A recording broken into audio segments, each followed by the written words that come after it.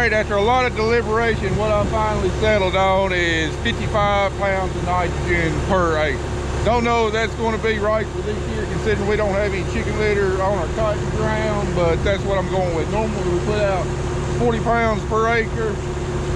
I'm guessing that we're losing, not getting about 20 pounds per acre from not having any chicken litter. But we had extremely thick cover crop that picked up a lot of nitrogen from the failed corn crop last year. And so I'm crediting 5 pounds of nitrogen per acre for that. Main thing is I don't want to short the cotton crop. Cover crop's probably going to give us more than 5 pounds an acre, but not sure when it's going to decompose, especially considering how dry it is. We haven't had a whole lot of moisture to help break down that cover crop and return those nutrients back to the soil. So probably have a late season flush of nitrogen on the cotton crop, probably when I don't need it, coming from the cover crop.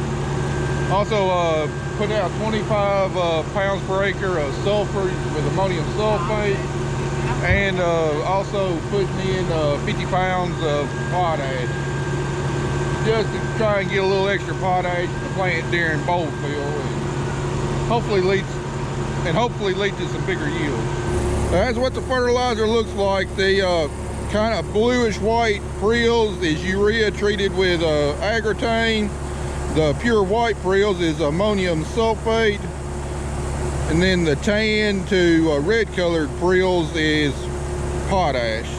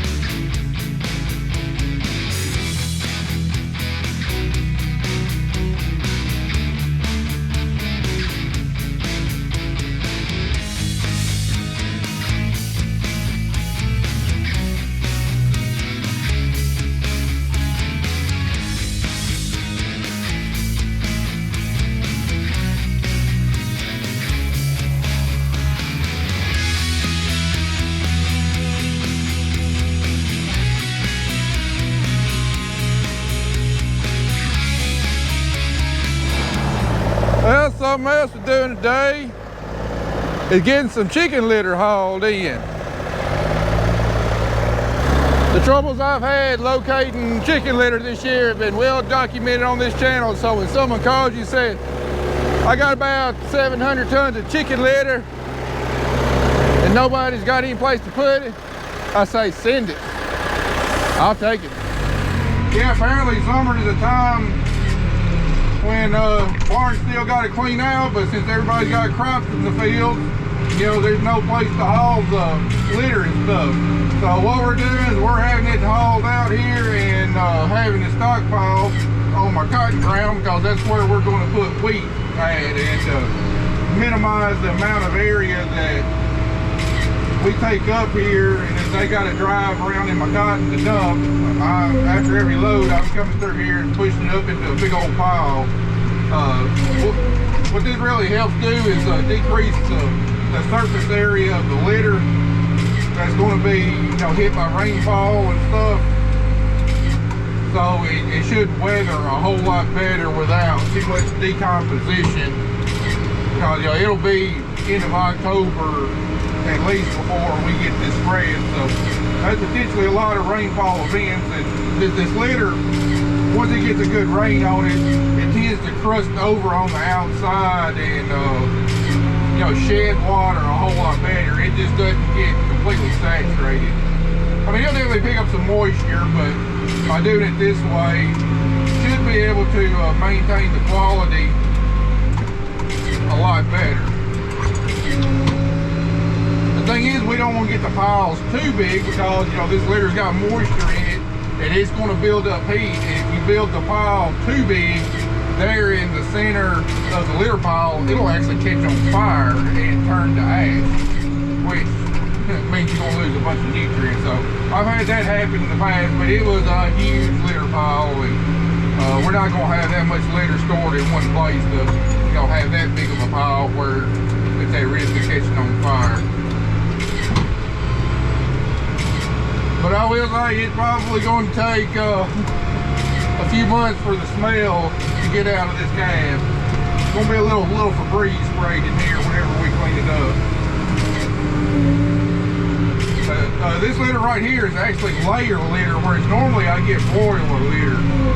Layer litter, they just do a total clean out once every year. And this looks like some really high quality stuff. It's been managed right to where it's not too wet, doesn't have too much moisture in it. But you know, I've gotten some litter out that looks like it's primarily all rice hulls, but this stuff right here looks like some really good stuff. Of course, I'm gonna take a few samples of it and send it off and test it to see what the analysis on it is, but I expect it to be at least a triple 45 per ton. Still paying more for litter than what I'd like to, but that's kind of what the market is right now. Now the big problem is going to be getting it spread. I got a couple people lined up that say that they think they ought to do it, and I'm also still seriously considering buying a litter spreader. However, the problem is I don't want to spend, you know, $40,000 to $50,000 on a litter spreader and then not be able to get the chicken litter. So I'm gonna say how much litter I can get picked up and stockpiled in my fields this summer and go from there. Because rather than doing a spring apply litter for next year, I might just go ahead and if I can get it, just go ahead and apply it this fall.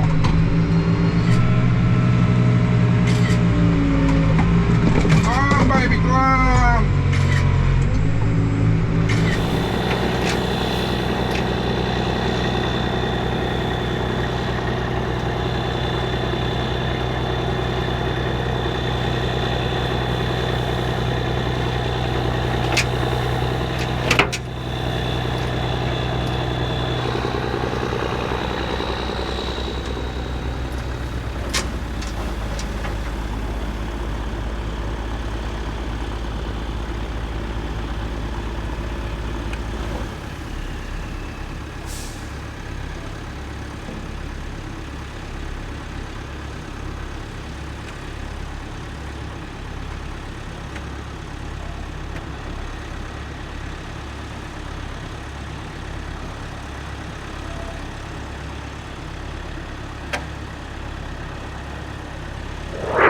All right, in addition to blowing off the combine, one of the other more dreaded chores got to do during the summer is report crop acres.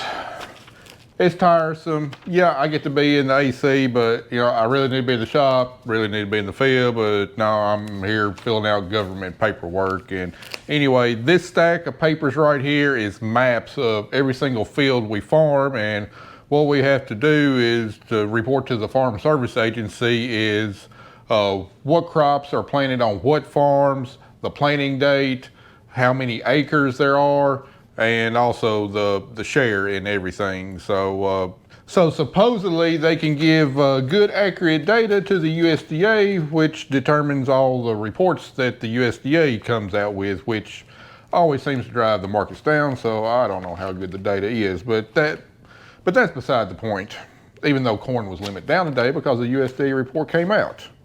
But I digress. Anyway, you know, normally that's not all that bad, but the Farm Service Agency wants us to be so specific. You know, here's a picture of one of our farms, and each one of these little individual fields in here, we need to know the exact acres down to the hundredth of an acre in each single field. And as you can tell by this farm right here, you know, we don't have nice big square fields. You know, they want to know how many acres is right here, and how many acres is right here, right here, right here, right here.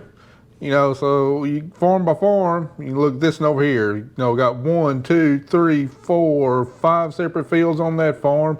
You know, they're not all like this one right here where it's just, you know, 1 acreage in it. You know, we got a ton of fields that look like this. So that gets kind of tiresome, but the benefit of technology is used to, we would have to go to the Farm Service Agency office themselves and usually spend, several hours at each office in each county that we farm in to do all this. Now they just email me my maps. I sit here at my computer, fill them out, scan them, email them right back. So I don't have to drive to Crockett County FSA, don't have to drive to Madison County FSA, don't have to drive to Gibson County FSA. So it's a time saver that way. And then something else we're doing now that we got all that certified, we've been entered into the Cotton Trust Protocol for I think the last 2-3 years, whatever.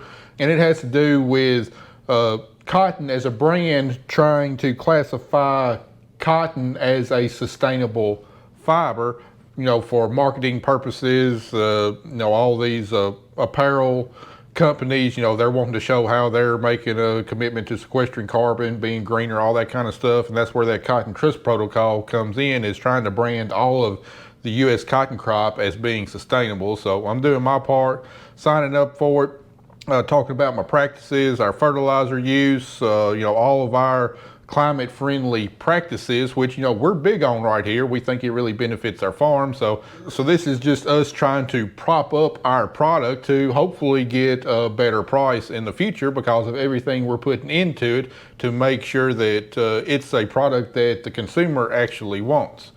And well, we've gone through and done all that on our cotton fields, and we've also got a new program that's attached to the Cotton Trust Protocol called Climate Smart. And if any of you cotton farmers that watch our channel are interested in it, first I encourage you to go to the Cotton Trust Protocol, enroll in it. It's not that big of a deal, it's worth it. But if you do that, then you can sign up for the Climate Smart program, which is really, really easy. And I think like the first 1,650 cotton farmers that sign up are eligible for additional payments, just depending on how well you score on Climate Smart practices. And it's all based upon the field print analysis that we've already completed for the Cotton Trust Protocol. All you got to do is, for the applications, go through and list your farm's tracts, fields, and acres. And it's supposed to be automatic. Of course, we're in the beginning stages and everything. Don't know how much it's going to pay. If you haven't incorporated cover crops and nutrient management strategies and other things, there's extra money above and beyond for you to start incorporating that with that Climate Smart program. So if you haven't been involved with the Cotton Trust Protocol, I encourage you to Google Cotton Trust, sign up for it, get signed up for it, and all it's going to do is just benefit our commodity going forward.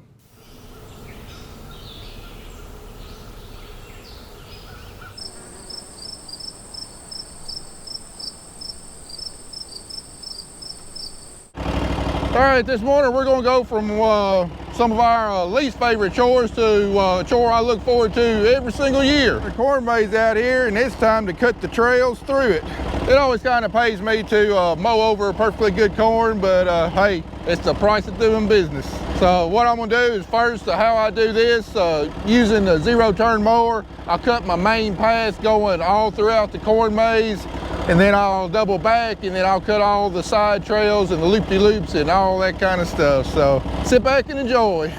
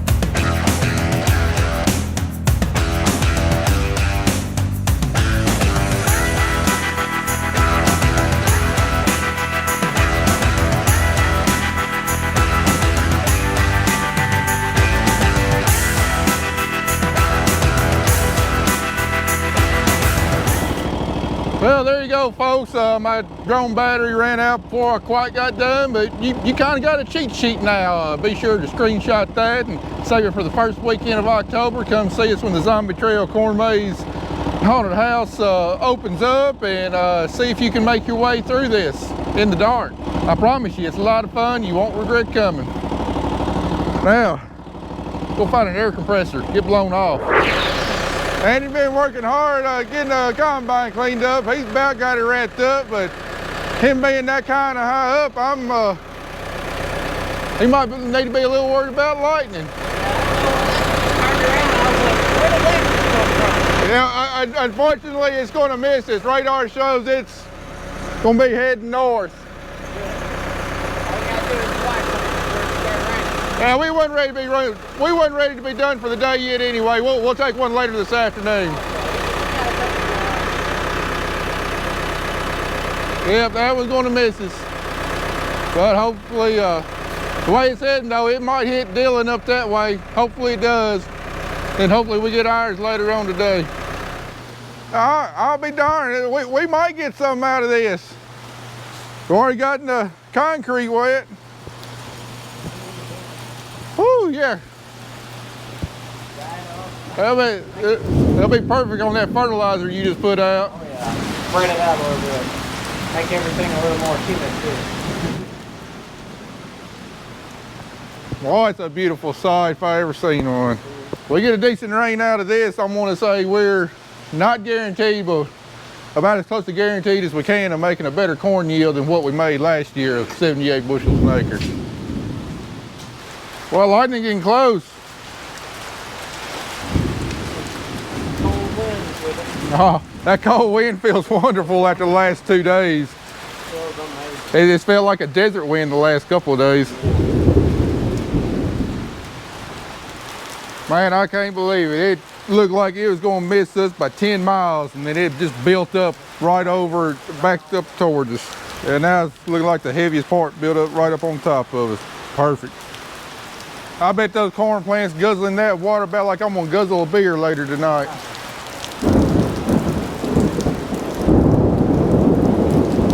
Ah, it's music to my ears.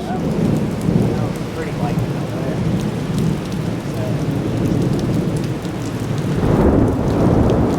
Oh yeah.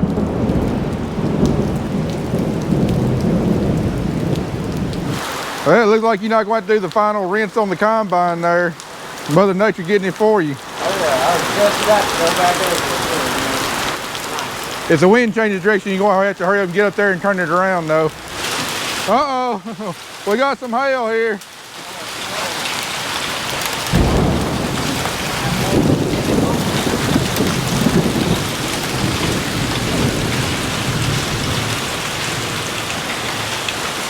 We got about some pea-sized hail there. Yeah, about the size of a half a dime. Oh, yeah, all that means is slower infiltration into the soil and less runoff. That ain't gonna be enough to really hurt much. They starting to get a little bigger though. Yeah, that was a big chunk. You want to move your truck? I mean, Or too little, too late? yeah, it's a little too late. I don't know where that little bit came from. Woo!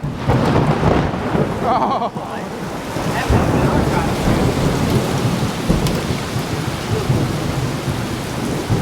Yeah, there's going to be a dead spot in that cotton field over there now.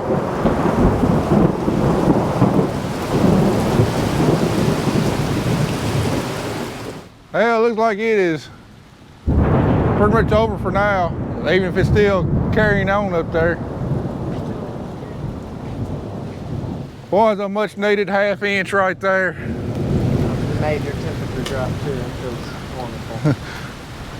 So unless something unforeseen happens, we're not going to make 78 bushels an acre on corn this year. I'd say we're probably up to 95 now. Got a little bit of water in it. All right, now that the rain's over, Andy's going to try and get that combine finished up, and got the fertilizer behind it, and then got the fertilizer bucket behind it, and then I guess me and Kelly gonna get started on the planter, pulling all the units off, taking plates out, blowing it off, and getting it ready for the wash pad.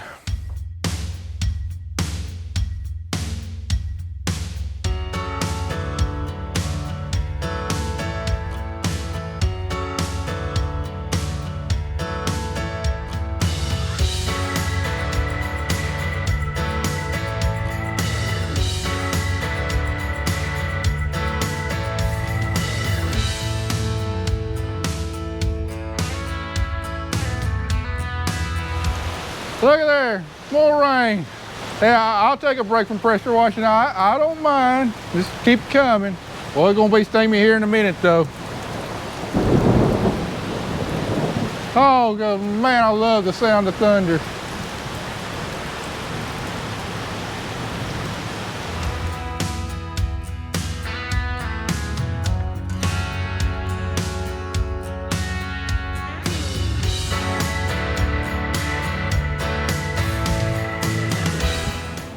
Round 3. I'll gladly take every single drop. In other news, I'm about 25% done washing on the planter. Woo!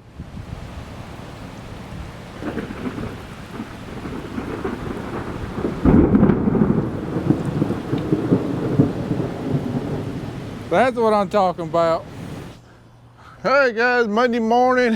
You seen us do about a week's worth of chores, and we're about to get started on another week's worth of chores, but that's probably going to be another video for another day. Just trying to give you a kind of a small glimpse of, you know, stuff that we have to do every single day throughout the summer. No, it's not exciting, not anything big or whatever, but just trying to give you insight into the daily life of a farmer. So Andy got this cleaned up, so I'm about to spray it down with a mixture of diesel fuel and oil, keep rust out, grease it, park it. Andy's about to get the water truck ready to spray, because we got a lot of spraying to do this week. Cotton's got to be gone over twice. Corn's gonna be ready for a fungicide most likely pretty soon. We got grain to start hauling, and I'm supposed to leave on vacation in 3 weeks. Don't know how we're gonna find all the time to get it all done, but we always manage to somehow. But anyway guys, appreciate y'all watching. We'll see you in the next one.